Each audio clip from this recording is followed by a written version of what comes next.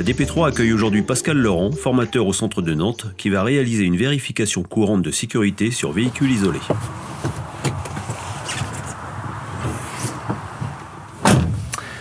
Bonjour, donc aujourd'hui nous allons présenter la partie hors circulation en véhicule isolé de transport de marchandises. Donc pour cela, le jour de l'examen, vous aurez 30 minutes de temps. Plusieurs items seront à traiter, notamment 2 socles minimum, une partie maniabilité, donc une manœuvre, une fiche écrite, une fiche orale tirée au sort qui ne seront pas traitées aujourd'hui.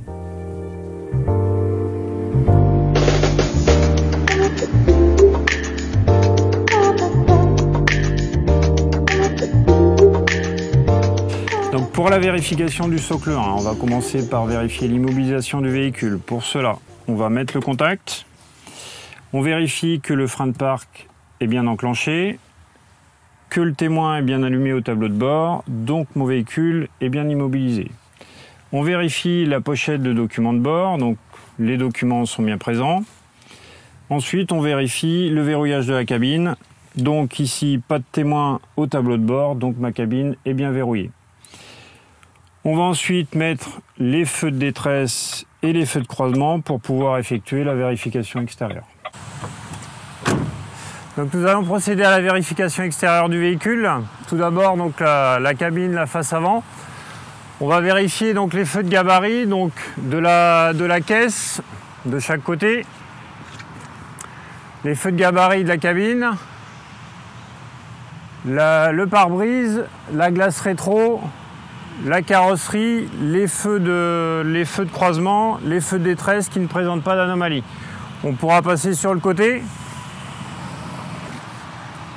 On va vérifier donc les vitres, les glaces rétro qui ne présentent pas d'anomalie, la carrosserie qui ne présente pas d'anomalie, le rappel de feu de détresse qui ne présente pas d'anomalie, ma roue avant, pas d'anomalie non plus. Les dimensions et poids, le PTAC, donc on a un véhicule qui a un PTAC de 19 tonnes, d'une longueur de 9,28 m, d'une largeur de 2,55 m, pour une hauteur de 3,90 m.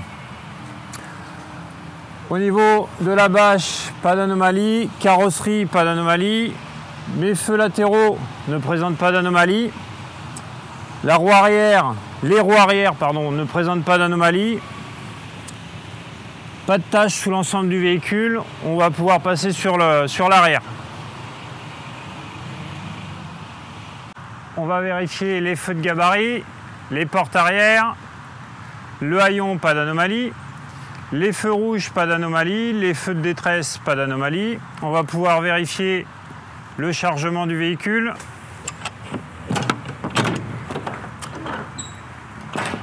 Au niveau du chargement, pas d'anomalie. On va vérifier maintenant les feux stop. Christian, si tu peux m'indiquer si ça fonctionne.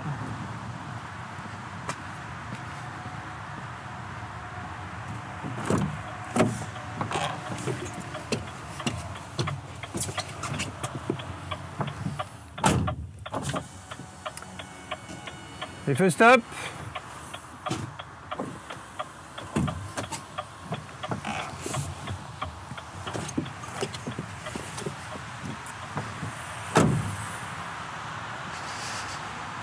Donc au niveau des feux stop, pas d'anomalie.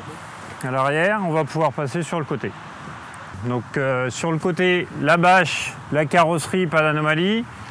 Les feux latéraux, pas d'anomalie. Les roues arrière ne présentent pas d'anomalie.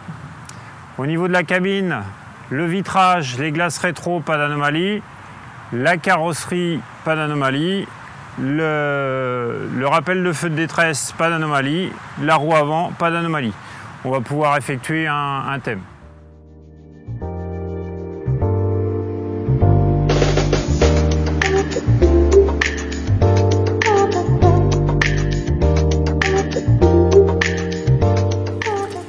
Donc nous allons présenter le thème numéro 1, document de bord, extincteur, triangle de présignalisation. Donc on va prendre la pochette de documents.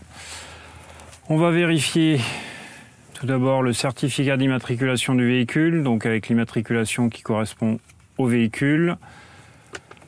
La vignette du contrôle technique avec la lettre A et la date de validité, donc elle est correcte. l'attestation d'assurance avec l'immatriculation du véhicule, donc la bonne immatriculation, la date de validité, qui est bonne aussi. La taxe à l'essieu avec l'immatriculation du véhicule et le cachet des douanes. Le constat amiable d'accident. Une carte de la région. Ensuite, on va s'assurer la présence du manuel d'utilisation, donc il est bien présent.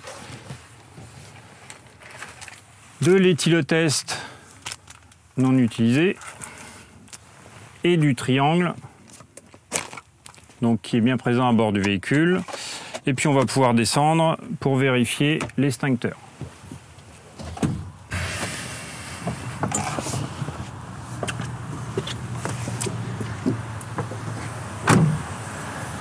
Donc ici, on a bien l'extincteur est bien présent, thème terminé. Alors pour le thème numéro 2, feu, dispositif de contrôle et accessoires, Christian, je vais te demander de m'annoncer 3 feux afin de les contrôler. Donc feu de route, Ok. feu de brouillard avant, Ok. feu de brouillard arrière.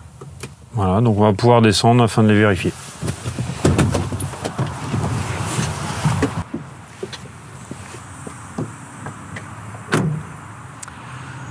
Alors ici à l'avant, on va vérifier donc les feux de route sont propres, en bon état et fonctionnent. Et les feux de brouillard ici sont propres, en bon état et fonctionnent. On va pouvoir passer à l'arrière, vérifier le feu de brouillard arrière. Alors à l'arrière du véhicule, ici donc les feux de brouillard arrière sont propres, fonctionnent en bon état. Donc on va pouvoir remonter dans le véhicule pour la fin du thème. Donc maintenant, Christian, je vais te demander de m'indiquer 2 dispositifs de contrôle. Donc le niveau d'AD Blue, Alors pour le niveau d'AD Blue, on le voit ici, le petit liseré bleu. On peut s'apercevoir que là, il est quasiment plein. Et un deuxième. l'état de charge batterie, Alors pour l'état de charge batterie, on va venir chercher dans l'ordinateur de bord. Hop, état de la batterie. Voilà, donc là on peut s'apercevoir qu'elle est quasiment chargée au maximum. Maintenant un accessoire. le blocage de différentiel, Alors ici le blocage de différentiel se trouve ici. On appuie dessus, ça le bloque et ça nous l'indique ici au niveau de l'ordinateur de bord. Le blocage de différentiel qui va permettre en cas de patinage de faire tourner les roues arrière à la même vitesse, notamment en cas d'enlisement. Pour l'enlever, on appuie dessus. Alors on va procéder au thème numéro 3, niveau glace, rétro, essuie-glace. Les glaces, les vitres de côté conducteur sont propres, en bon état. Les rétros sont propres, en bon état et bien fixés. On va passer à l'avant du véhicule. Le pare-brise est propre, en bon état. On va pouvoir vérifier les essuie-glaces.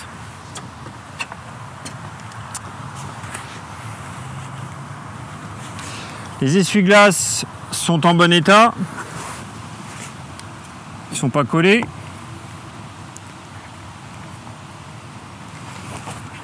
Au niveau de l'antéviseur, il est propre, en bon état et bien fixé.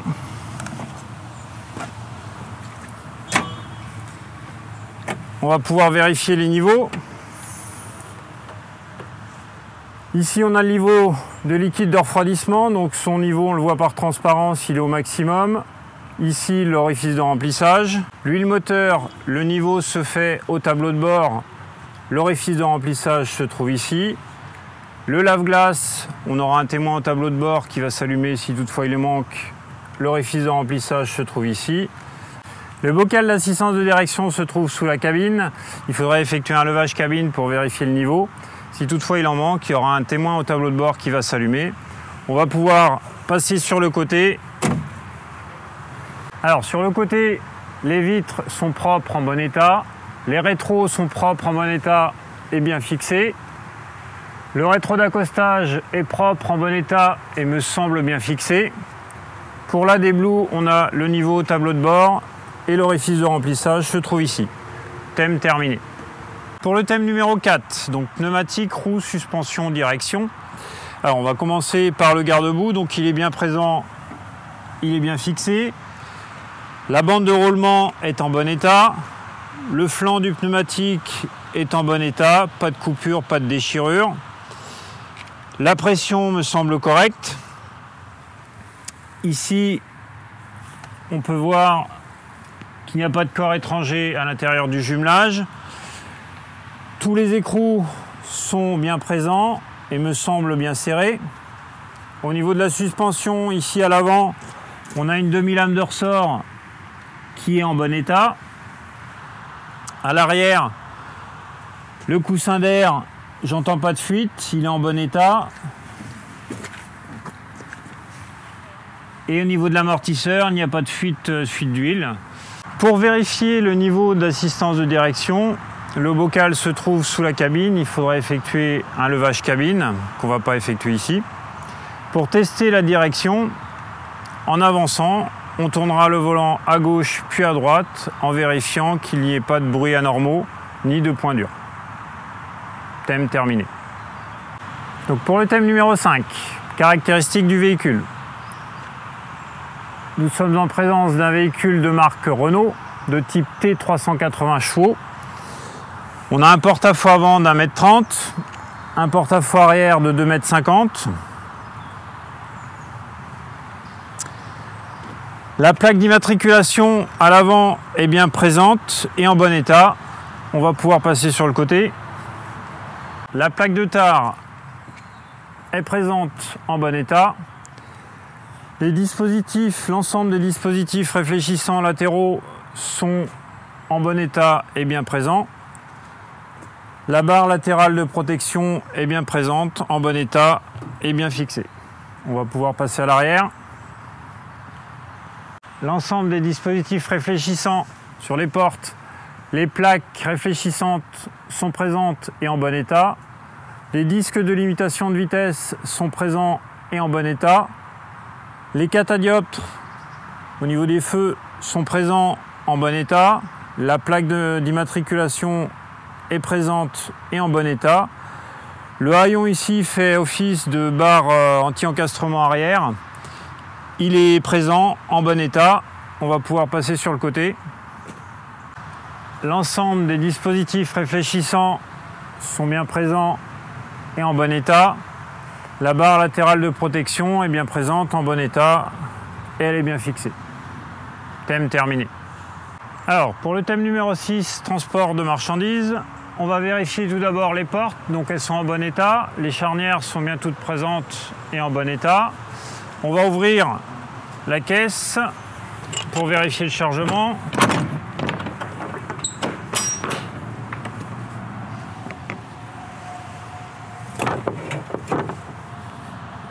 On va ouvrir les deux portes.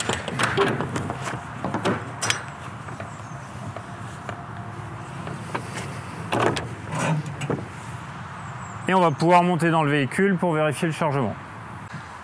Alors, au niveau de la caisse, le toit, le tablier, les bâches et le sol sont en bon état, sont bien étanches. On est en présence d'un chargement de 8 tonnes de gueuse de béton, bien arrimé, bien réparti. On va pouvoir descendre. On va pouvoir refermer les portes.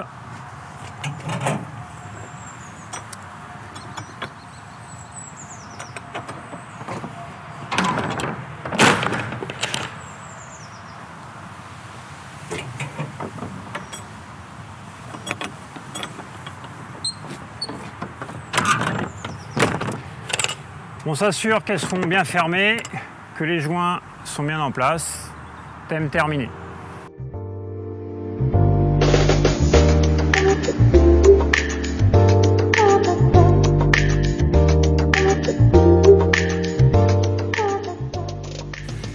Donc nous allons procéder au socle 2, donc mise en marche moteur et vérification des systèmes de freinage. Donc on va mettre en marche le véhicule.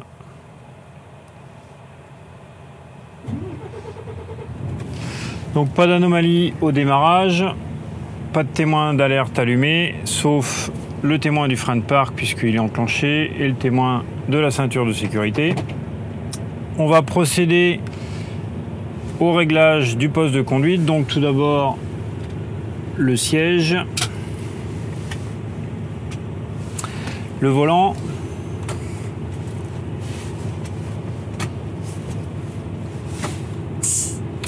Ainsi que les rétros.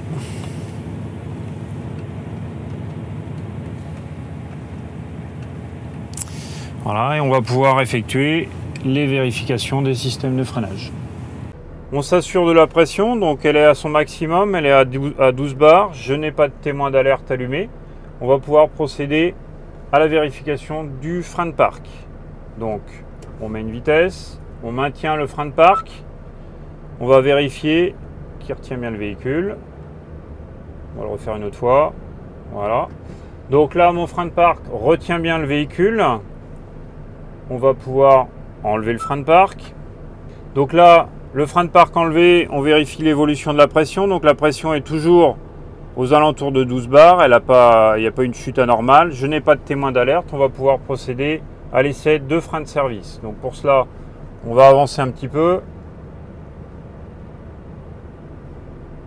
Pied sur le frein. Donc on garde bien le pied sur le frein. Là, le frein de service arrête bien mon véhicule. Je vérifie l'évolution de la pression, donc la pression n'a pas chuté anormalement, elle est toujours aux alentours de 12 bars. Je n'ai pas de témoin d'alerte au niveau du tableau de bord. Donc les essais de frein sont concluants, on va remettre le frein de parc, et sont terminés.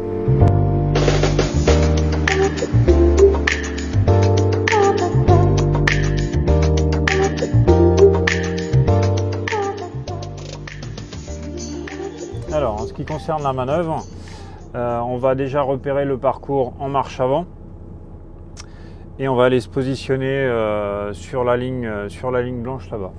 Alors, pour sortir du créneau, on va faire une petite marche arrière.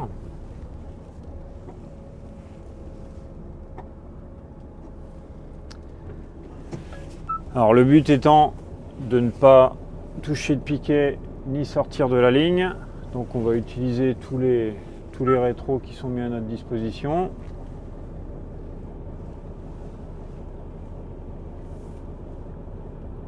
Alors en ce qui concerne la marche avant, on va essayer de s'éloigner au plus des obstacles, donc notamment ici sur le milieu.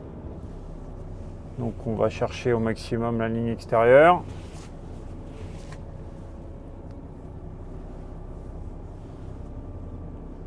Une fois qu'on a notre obstacle dans notre rétro là-bas, on va pouvoir, même chose ici, s'éloigner au maximum du milieu. Et on va venir se positionner, donc les roues avant, l'essuie avant sur la ligne blanche. Donc entre le bout de ligne blanche qu'on a sur notre gauche et le petit bout de ligne noire qu'il y a sur notre droite.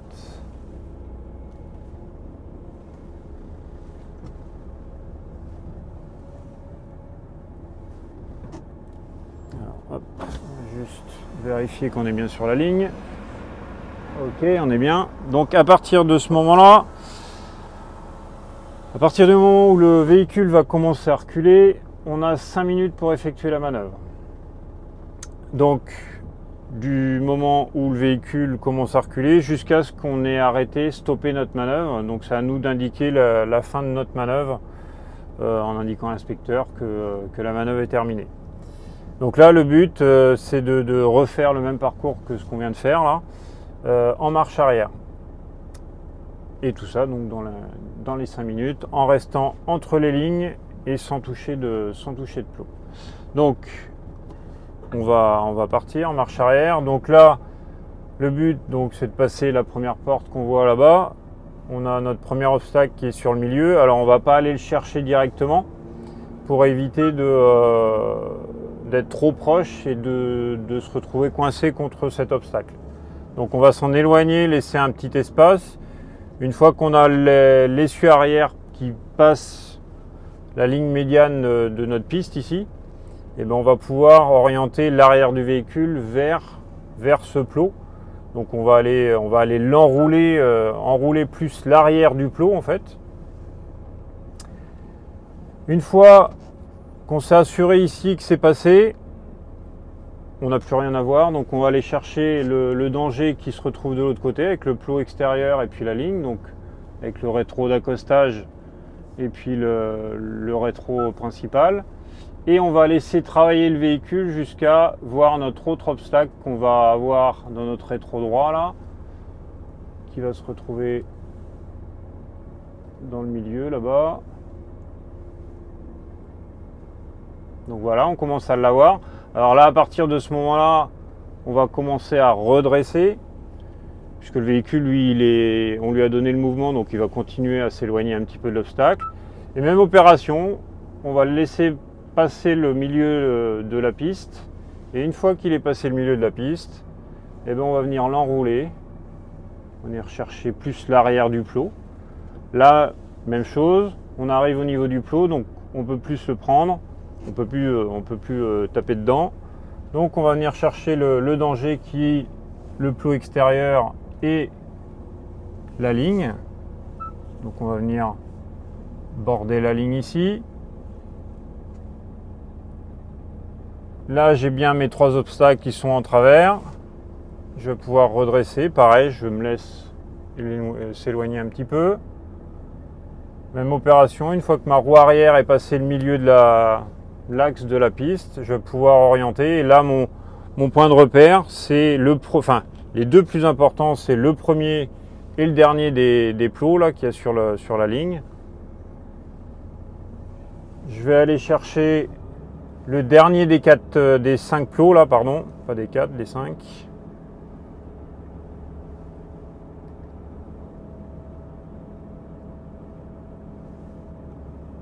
La même chose, une fois que j'arrive l'essieu un tout petit peu avant, j'anticipe un petit peu, je commence à envoyer le véhicule dans le créneau et là, même chose, le danger principal ça va être la ligne, donc je vais venir border la ligne tout en regardant dans mon rétro principal pour voir les obstacles qu'il y a à l'arrière, puisqu'il ne faut pas oublier qu'il y a 3 plots derrière.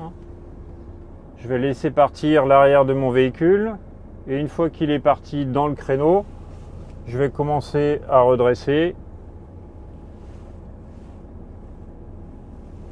puis contre-braquer. Alors là, une fois que la manœuvre est terminée, rien n'empêche de ravancer pour bien se positionner. À savoir que l'important, c'est d'être entre la ligne de rive qu'il y a sur notre gauche et la ligne de plot qui est constituée par les 2 plots, un à l'avant, un à l'arrière. Alors pour être sûr, donc on immobilise le véhicule et puis on va descendre, voir si on est bien positionné. À partir de là, une fois que j'ai indiqué à l'inspecteur que notre véhicule est bien positionné, je lui indique manœuvre terminée.